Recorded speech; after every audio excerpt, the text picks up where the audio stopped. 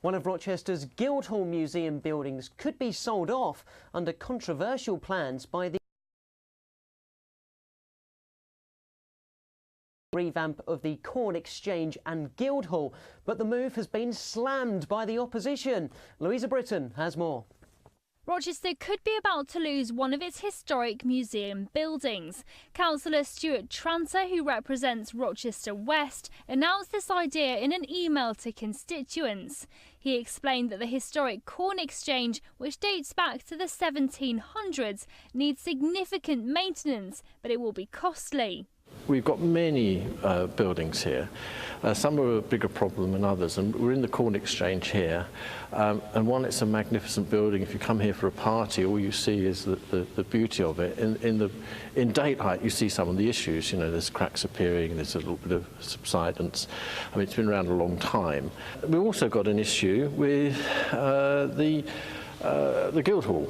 So the other building is the Conservancy building, which we acquired about 20 years or so ago, and it's been sort of tacked on the other side of the museum. You have to go outside to go into it, and it's used mainly for sort of Victorian exhibits. And that's probably the least used of all of the buildings.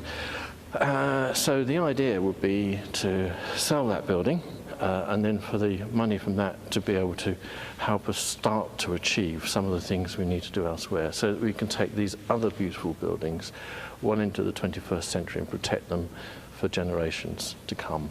But his counterpart, Councillor Alex Patterson, isn't pleased with the idea.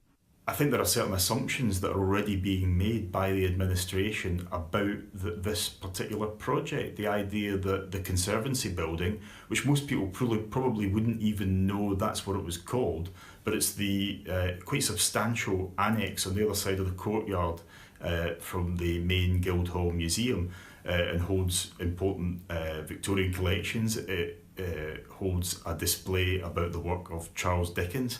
And I think it is actually a valued part of Medway's heritage offer. And yet the focus from the Conservative administration appears to be on empty buildings. That's the problem we have with the Corn Exchange. It may well have played an important part in Rochester's history. I don't know just how important its role is in Rochester's present. It's early days yet, but if the plans do go ahead, this museum building could itself be history. This is Louisa Britton for KMTV in Rochester.